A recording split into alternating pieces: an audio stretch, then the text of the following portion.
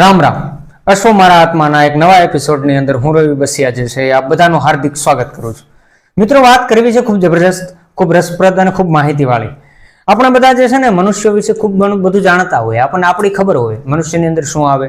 Doctorate કક્ષાનો અભ્યાસ કર્યા પછી માણસ જે છે એ એમ કહી શકે કે મનુષ્ય શરીરની અંદર જે છે આટલા હાડકાઓ આવે, મનુષ્ય શરીરની અંદર જે છે એ આટલી આ પ્રકારે જે છે એ લોહીનું હલનચલન થાય. પણ બીજા વિષયોમાં આપણને રસ નથી હોતો. ખાસ કરીને એવા વિષય જે આપણાથી દૂર હોય એમાં આપણને રસ ના હોય. આપણે આપણા શરીર ઉપર ખૂબ કામો કર્યા છે, આપણને ફાયદારૂપ વિષયો હોય એના ઉપર પણ આપણને કામ જે છે એ કરવું ગમે. એવો એક ફાયદારૂપ વિષય હતો આપણા સમાજ જીવનમાં, એ હતો અશ્વ, ઘોડા. ઘોડા એટલા માટે કે જે છે એક સમયે સંપૂર્ણ જીવન અશ્વ ઉપર નિર્ભર. હવે કોઈ ભાર જે છે એ વજન ઉચકવાનો હોય તો ઉપયોગ કોનો? ઘોડાનો. સૌથી ઝડપી ક્યાંક જવાનું હોય એક સમયે તો ઉપયોગ કોનો કરવાનો? ઘોડાનો, અશ્વનો. કારણ કે વાહન તો હતા નહીં, ગાડી, પ્લેન આજની જેમ એ તો કાંઈ એ સમયે હતું જ નહીં. એ સમયે તો અશ્વ સૌથી તેજ વાહન તરીકે જે છે એનો ઉપયોગ કરી શકાતો હતો, એનો કરતા. એટલે ફરજ પડી માણસોને, વગર કીધે ફરજ પડી એ જાણવાની, એ સમજવાની, એ વડીલોને, એ અશ્વ નિષ્ણાંતોને, અશ્વ સમજ ધરાવતા લોકોને ફરજ પડી કે અશ્વ ઉપર એટલું ઊંડાણથી રિસર્ચ મનુષ્યની જેમ કરી લેવામાં આવે. કારણ કે આપણે કેમ આજે જે વિષય આપણા જીવન સાથે સંકળાયેલો હોય એનું જે છે એ સંપૂર્ણપણે વારંવાર રીકન્સ્ટ્રક્શન કરીને પણ જે છે એ વિષયને એટલો બધો મજબૂતાઈથી સમજવા માંગીએ છીએ કે આપણે ક્યારેય એ વિષયને લઈને હેરાન ન થવા જોઈએ. દાખલા તરીકે, ઉદાહરણ તરીકે, આપણી પાસે કોઈ સામાન્ય વાહન પણ હોય તો એ વાહનના સ્પેરપાર્ટ અને બોડીને પણ જે છે આપણે મનુષ્ય જીવન જે છે સમજી ગયું છે કે આપણી ગાડી રસ્તામાં બંધ કરે પડે, કોઈ ગેરેજ વાળાને, મેકેનિકને ફોન કરો, ફટાફટ આવીને તરત 2-5 પાના મારીને એને રિપેર કરી શકે. શું કામ? એણે એ ગાડી વિશે શીખ્યું છે, સમજ્યા છે, જાણ્યું છે. એને ખબર છે કે આ ગાડીમાં આટલા આ પાઇપ અહીંથી આમ જોડો, આ પાઇપ તૂટેલી છે એને કાઢીને એમાં નવી લગાવી દો એટલે જે છે એ બરાબર થઈ જાય. એવી રીતે બધી જ વસ્તુઓમાં ખૂબ મનુષ્યોએ કામ કર્યું છે.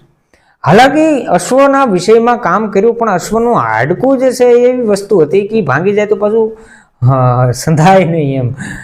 મનડું ભાંગ્યું, મોતી ભાંગ્યું, વિંધતા મનડું વેણ કવેણ, ઘોડો ભાંગ્યો કુદાવતા નહીં, હાંધોક નહીં રેણ. આવા દુહાય છે આપણે ત્યાં, આપણી ધરતીના.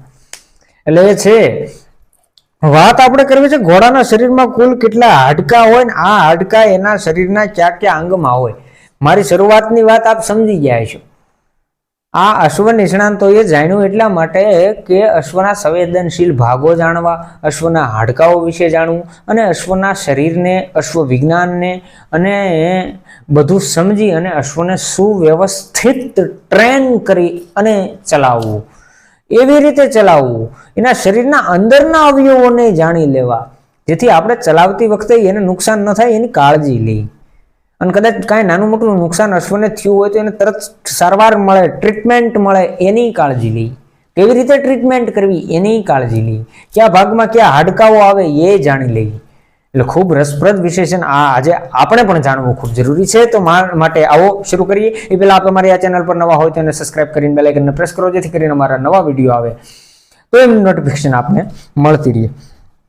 વાત હું ફક્ત કેટલા હાડકા આવે એ તો નથી કરવાનો, પણ વાત એમ પણ કરવાનો છે કેટલા હાડકા પાછા ક્યાં શરીરના કયા વિભાગમાં આવે, કયા અવયવમાં, કયા અંગમાં કયું હાડકું હોય એ ચર્ચા કરી લેવી છે. ફૂલ વિડીયો છે, ફૂલ માહિતી છે, અંત સુધી નિહાળજો, મજા આવશે. તો ખોપરીના હાડકાની વાત છે, ત્યાંથી શરૂઆત કરી દઈએ.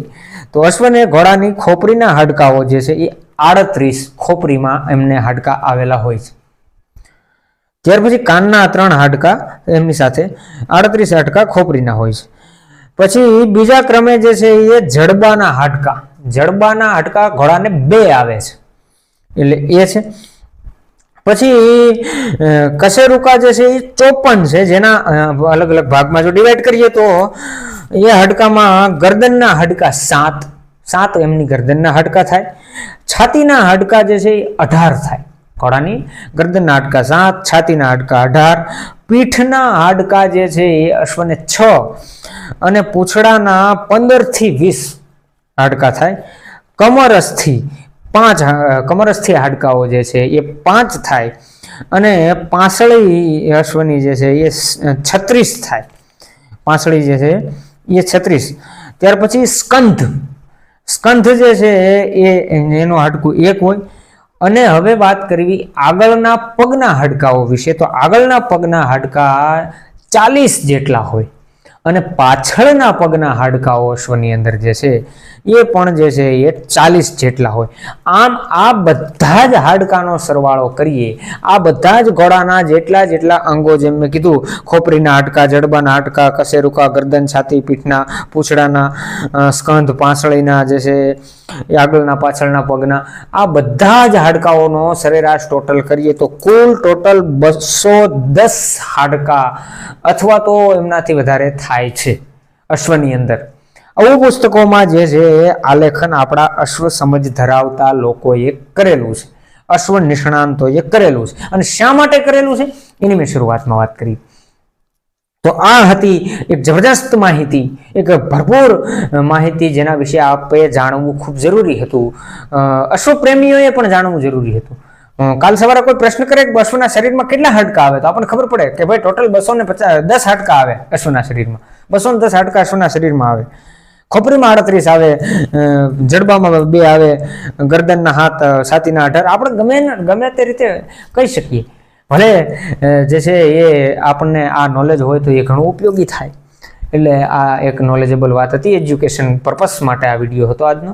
જો આપને વિડીયો પસંદ આવેલ હોય તો વિડીયોને લાઈક કરો, વિડીયોમાં કોમેન્ટ કરો, અને આગળ તમે કેવા વિડીયો જોવા માંગો છો અશ્વને લઈ, શું તમારા પ્રશ્નો છે એ પણ કોમેન્ટમાં મૂકો.